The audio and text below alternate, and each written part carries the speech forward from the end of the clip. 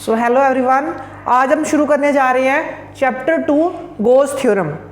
लेकिन गोस थ्योरम को करने से पहले हमें एक दो चीज़ों के बारे में पता होना चाहिए। क्या है? सबसे पहले एक तो है सरफेस एरिया वेक्टर। जो सरफेस एरिया वेक्टर है, कोई भी अगर सरफेस है तो उस सरफेस के परपेंडिकुलर अगर हम एक वेक्टर ड्रॉ करें तो वो वेक्टर जो है वो है उसका सरफेस एरिया वेक्टर। उस वेक्टर को हम कहेंगे surface area vector. Surface area vector. अब ये सरफेस एरिया वेक्टर हम क्यों कंसीडर कर रहे हैं, इसके बारे में हम आगे पढ़ेंगे। सरफेस एरिया वेक्टर के बाद हमें पढ़ना है, सरफेस एरिया वेक्टर के बाद फ्लक्स। आपने सुना होगा कई बार फ्लक्स, लेकिन ये फ्लक्स होता क्या है, इसका मतलब क्या है, तो आज हम देखेंगे कि फ्लक्स का क्या मतलब है। उसके बाद फ्लक्स कई तरह का होगा, इलेक्ट्रिक फ्लक्स, मैग्नेटिक फ्लक्स।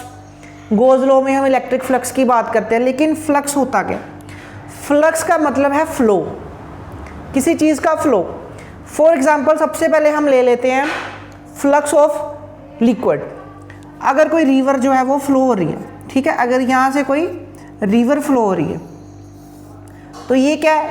ये रिवर का फ्लक्स है। अब रिवर का फ्लक्स है तो इसको कौन सा वेक्टर रिप्रेजेंट करेगा? इसको हम रिप्रेजेंट कर सकते हैं उसकी वेलोसिटी के साथ, कि उसकी वेलोसिटी कितनी है। ये इस डायरेक्शन को, उसके जिस डायरेक्शन को उसका फ्लो है उसी डायरेक्शन को उसकी वेलोसिटी है। इसलिए जो लिक्विड का फ्लक्स है उसका जो वेक्टर है हम कह देते हैं कि उसका वेलोसिटी वेक्टर। इधर से इस डायरेक्शन को उसका वेलोसिटी वेक्टर है। अब इसके बाद ये तो हो गया फ्लक्स। ये तो अभी ये भी फ्लक्स नहीं हुआ, ये अभी हुआ फ्लो ऑफ लिक्विड। अब देखेंगे फ्लक्स कितना है। फ्लक्स का मतलब हमारा है पेनिट्रेशन। पेनिट्रेशन कब होगी? अब ये यहाँ पे फ्लक्स है, यहाँ पे लिक्विड का फ्लक्स जा रहा है, ठीक है, लिक्विड का फ्लक्स, यानी कि यहाँ पे आप सोच सकते हैं कि कोई रिवर फ्लो हो रही है। जब कोई रिवर फ्लो हो रही है, लिक्विड का फ्लक्स, लिक्विड वहाँ से फ्लो हो रहा है, तो उसकी पेनिट्रेशन कब होगी? पेनिट्रेशन का मतलब कि यहाँ पे आप कोई वेसल रखोगे जिसके अंदर उसकी पेनिट्रेशन होगी, कोई ऑब्जेक्ट रखोगे। तो सपोज यहाँ पे हमने एक वेसल रख दी, एक जार रख दिया, ठीक है, यहाँ पे हमने एक जार रख दिया। अब जब जार है तो इसका यहाँ पे जो एरिया है, इसका एरिया वेक्टर क्या है? इसका भी एरिया वेक्टर ए है। अगर ए इसका एरिया है, अगर सपोज यहाँ पे आर इसका रेडियस है, तो इसका एरिया कितना हो गया? 2 पाई आर। इसका एरिया हो गया पाई आर स्क्वायर। एरिया कितना हो गया? पाई आर स्क्वायर। और इस डायरेक्शन को उसका एरिया वेक्टर है। अब पेनिट्रेशन हमने देखना है कि पेनिट्रेशन कितनी होगी, यानी कि इसमें कितना लिक्विड जो है जो इसमें फ्लो करेगा, इसमें पेनिट्रेट करेगा। तो कितना लिक्विड फ्लो करेगा, ये दो चीज़ों पे डिपेंड कर रहा है। किस पे? हम देखते हैं पेनिट्रेशन किस पे डिपेंड करी, और पेनिट्रेशन को ही हम फ्लक्स बोल रहे हैं। तो फ्लक्स को हम इसे इस सिंबल से, जिसको हम पेनिट्रेशन है उसको हम इस सिंबल से डिनोट कर देंगे, ठीक है। अब इसको हम क्या कहेंगे? फाई। इस सिंबल को हम कहेंगे फाई। तो ये जो पेनिट्रेशन है यानी फ्लो है लिक्विड का इनसाइड द वेसल, ये किस पे डिपेंड कर रहा है? एक तो डिपेंड कर रहा है वेलोसिटी पे, ठीक है, एक तो ये डिपेंड कर रहा है वेलोसिटी पे। जो फ्लो है वो it is directly proportional to velocity. जितनी ज़्यादा वेलोसिटी होगी, जितनी तेज़ी से पानी आ रहा है उतनी जल्दी वो उसमें भरेगा। एक तो ये उसकी वेलोसिटी पे डिपेंड कर रहा है। दूसरा ये डिपेंड कर रहा है एरिया पे, कि अगर वेसल का एरिया बहुत ही बड़ा है ना, अभी ये यहाँ पे दूसरी वेसल रख दूँ, ठीक है, ये दूसरी वेसल, इसका सिर्फ यहाँ से एंट्री है और यहाँ से ये बंद है। अब ये एरिया कम हो गया तो इसको भरने में टाइम लगेगा और ये जल्दी भर जाएगा। इसका मतलब दूसरा जो इसको पेनिट्रेशन करने में जो फ्लक्स जो है दूसरा वो किस पे डिपेंड कर रहा है? फ्लक्स पे डिपेंड कर रहा है एरिया पे। फ्लक्स किस पे डिपेंड कर रहा है? एरिया। वेलोसिटी पे डिपेंड कर रहा है और एरिया पे डिपेंड कर रहा है, जितना एरिया उसको अलो कर रहा है। लेकिन एरिया के साथ साथ एक चीज़ और पे ये डिपेंड कर रहा है। क्या? यहाँ पे एक एग्जाम्पल आप और देखें। अगर सेम वेसल है, एक तो वेसल ऐसे पड़ी है, ठीक है, और दूसरी वेसल है जो वो इस तरह से भरी है, अब जो तो यहाँ इस तरह से पड़ी, एरिया इसका भी ये है, एरिया इसका भी ये है, यहाँ पे भी इसका फ्लो v है, यहाँ पे भी इसकी वेलोसिटी v है, यहाँ पे भी इसकी वेलोसिटी v है। लेकिन यहाँ पे क्या हो रहा है, यहाँ पे जो है जो सीधा लिक्विड है जो इसमें एंटर कर रहा है, लेकिन इसमें क्या हो रहा है, इसमें लिक्विड एंटर ही नहीं करेगा। कैसे एंटर करेगा, जो वेलोसिटी है वो तो इस डायरेक्शन में अलोंग द एक्स एक्सिस, और जो वेसल हमने ऐसे ऊपर ऐसे रख दिया, तो पानी कैसे एंटर करेगा, पानी को इधर को जा रहा है, वो इस तरह से ऊपर को तो एंटर कर ही नहीं सकता, जबकि वेलोसिटी भी उतनी है और एरिया भी उतना है। इसका मतलब इस केस में क्या हो गया, फ्लक्स कितना हो गया, फ्लक्स कितना है इस केस में, पेनिट्रेशन कितनी है, पेनिट्रेशन 0 हो गई। हमारे पास एरिया भी उतना है और वेलोसिटी भी उतनी है, फिर भी जो फ्लक्स है वो 0 हो गया। क्यों, क्योंकि सिर्फ एरिया पे नहीं डिपेंड कर रहा, वो एरिया किस एंगल पे रखा हुआ है। अगर इस तरह से रखेंगे तो बहुत सबसे ज़्यादा फ्लक्स इस तरह से एंटर करेगा, इस तरह से अगर रखेंगे तो एंटर ही नहीं करेगा, 0 फ्लक्स एंटर करेगा, इसमें पानी एंटर ही नहीं करेगा अगर इस तरह से रखा हुआ है। रिवर इस तरह से है, आपने वैसल को इस तरह से, और अगर आप किसी और एंगल पे अगर वैसल को इस तरह से रख दोगे, है ना, तो अब पानी एंटर तो करेगा लेकिन धीरे धीरे एंटर करेगा।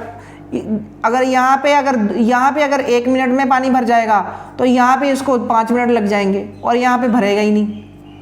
इसका मतलब ये किस पे डिपेंड कर रहा है, एरिया पे। अब जब ये एरिया पे डिपेंड कर रहा है, यानी कि हमने इस केस में देखा जब जिस डायरेक्शन में वेलोसिटी है उसी डायरेक्शन में एरिया का वेक्टर है, एरिया वेक्टर परपेंडिकुलर है एरिया के, यानी जिस डायरेक्शन में वेलोसिटी है उसी डायरेक्शन में जब एरिया वेक्टर है तो सबसे ज़्यादा इसमें फ्लो करेगा लिक्विड। यानी इसको हम लिख सकते हैं phi is equal to velocity into area, लेकिन इस पे डिपेंड कर रहा है एंगल पे, into cos of theta. Theta क्या है यहाँ पे theta angle between the area vector and the velocity vector. Cos theta क्यों, साइन थीटा क्यों नहीं, लेकिन क्योंकि अगर यहाँ पे ए और वी हमें पता है मैक्सिमम कब है, मैक्सिमम तब है जब ए और वी की सेम डायरेक्शन है, और 0 कब है, 0 तब है जब इसको अगर हम ऐसे परपेंडिकुलर रख दें, इस डायरेक्शन में एरिया हो जाएगा, एरिया वेक्टर इस डायरेक्शन में हो जाएगा, वेलोसिटी वेक्टर इस डायरेक्शन में, दोनों में कितना एंगल है, दोनों में अब एंगल 90 है। तो अब फ्लक्स कितना होगा, वी ए कोस थीटा, यानी V into A into cos 90, और कितना फ्लक्स है, कोस 90 कितना है, 0 है, इसलिए ये फ्लक्स कितना हो जाएगा, 0। इसका मतलब फ्लक्स तब 0 होगा जब वो 90 डिग्री पे है, और मैक्सिमम कब होगा, जब दोनों की सेम डायरेक्शन है। जब सेम डायरेक्शन है तो वी ए और सेम डायरेक्शन है तो एंगल 0 है, कोस 0, और कोस 0 1 है, यानी कि वी इंटू ए। सबसे ज़्यादा फ्लक्स कब होगा, जब जो एरिया वेलोसिटी की डायरेक्शन और एरिया की डायरेक्शन सेम है। अदरवाइज किसी और एंगल पे रख दोगे, और कोई भी आर्बिट्रली एंगल है तो किस पे डिपेंड करेगा, यहाँ को तो इस डायरेक्शन में एरिया वेक्टर आ गया, इस डायरेक्शन में वेलोसिटी वेक्टर आ गया, दोनों में जो एंगल है थीटा, तो हमारा क्या होगा, फ्लक्स कितना होगा, ये वी ए और वी बी कोस थीटा हो जाएगा। लेकिन ये वी ए से कम होगा, वी ए से कम, क्योंकि सबसे ज़्यादा तो तब है जब वो दोनों सेम डायरेक्शन में, सबसे ज़्यादा किसी एंगल पे रखोगे तो कम हो जाएगा। तो ये है concept of flux, this is flux. Flux क्या है कि कितना एंटर कर रहा है उसमें, और जो एंटर कर रहा है वो किस पे डिपेंड कर रहा है, वो डिपेंड कर रहा है उसके एरिया पे, उसकी वेलोसिटी पे, और एंगल, जिस एंगल पे वो रखा है। इसी तरह से हम जो है लिक्विड के बाद हम बात करेंगे, अब ये तो हो गया flux of river, flux of water. अब हम यहाँ पे पढ़ेंगे फ्लक्स ऑफ इलेक्ट्रिक फील्ड। तो दोनों सेम चीज़ है, उसमें कुछ अलग नहीं है, लेकिन हम सिर्फ टर्म्स को बदल देंगे। किस तरह से बदलेंगे हम टर्म्स को हम इस तरह से बदलेंगे, जो यहाँ पे जो फ्लो है, अब ये फ्लो ऑफ लिक्विड नहीं है, अब ये फ्लो ऑफ किसका है, ये फ्लो ऑफ फील्ड है। अब ये इलेक्ट्रिक फील्ड का फ्लो है। तो इलेक्ट्रिक फील्ड का फ्लो है तो इस डायरेक्शन में हम देख ही पा रहे हैं कि इस डायरेक्शन में पॉजिटिव टू नेगेटिव, तो यहाँ पे पॉजिटिव है और उधर नेगेटिव है। अब यहाँ भी अगर हमने कोई एरिया रख दिया, इस तरह से हमने कोई एरिया रख दिया, अब इसका एरिया वेक्टर अगर इस तरह से रखा है कि जिस डायरेक्शन में इलेक्ट्रिक फील्ड है उसी डायरेक्शन में इसका एरिया वेक्टर है, तो इसमें से सबसे ज़्यादा फ्लक्स जो है वो एंटर करेगा। और कितना एंटर करेगा, फ्लक्स एंटर करेगा ए ई कोस थीटा, ए ई कोस थीटा, जहाँ पे थीटा क्या है, इलेक्ट्रिक फील्ड और एंगल में, इलेक्ट्रिक फील्ड और एरिया वेक्टर में एंगल, इस डायरेक्शन में, इस यहाँ पे दोनों पैरेलल है, क्योंकि दोनों पैरेलल है तो दोनों में एंगल 0 है, तो cos 0 1, तो इस केस में a इंटू ई। लेकिन अब ये इसी को मैं अगर इस तरह से रख दूँ, अब इस तरह से रख दूँ, अब इसका एरिया वेक्टर इस डायरेक्शन में है और जो इलेक्ट्रिक फील्ड है वो इस डायरेक्शन में है। अब दोनों के बीच में एंगल कितना हो गया, थीटा हो गया। अब जब दोनों के बीच में एंगल थीटा हो गया तो अब क्या होगा, अब ए ई कोस थीटा फ्लक्स होगा, ए ई कोस थीटा। और अगर इसको बिल्कुल ऐसे रख दूं, ऐसे, यानी कि इसको कैसे रख दिया मैंने, बिल्कुल जो है सरफेस को पैरेलल रख दिया। जब सरफेस को बिल्कुल ही हमने पैरेलल रख दिया तो इसका एरिया वेक्टर ऊपर को चला गया। जब एरिया वेक्टर ऐसे है तो इलेक्ट्रिक फील्ड वेक्टर कैसे है, इलेक्ट्रिक फील्ड वेक्टर ऐसे है, दोनों में एंगल 90 है। और अब वैसे भी देख रहे हो यहाँ से छू के जा रहा है, ऐसे इलेक्ट्रिक फील्ड इसको छू के जा रही है, इसके बीच में से नहीं जा रही, इसको छू के जा रही है। जिस तरह से अगर वैसल इस तरह से पड़ी थी, अगर पानी इस तरह से जा रहा है और उसमें वैसल अगर इस तरह से पड़ी है तो पानी इसको छू के निकल जाएगी, इसमें अंदर तो एंटर नहीं करेगी। इसी तरह से यहाँ पे फ्लक्स एंटर नहीं करेगा। अगर एरिया वेक्टर में और इलेक्ट्रिक फील्ड वेक्टर में एंगल 0 है, ए ई कोस ए ई, इनमें अगर 90 का एंगल है, ए ई कोस 90 इज इक्वल टू 0।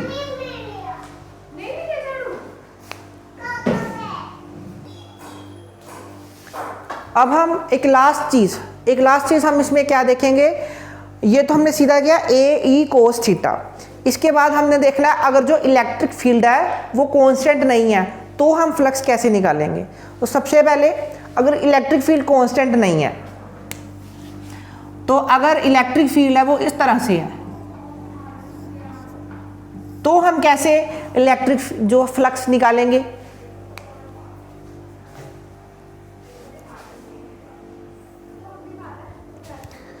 तो अगर इलेक्ट्रिक फील्ड कांस्टेंट नहीं है और यहाँ पे हमने कोई एरिया देख लिया, यहाँ पे जो है एरिया हम यहाँ पे लेंगे, ठीक है, यहाँ पे एरिया है, तो इलेक्ट्रिक फील्ड तो कांस्टेंट नहीं है।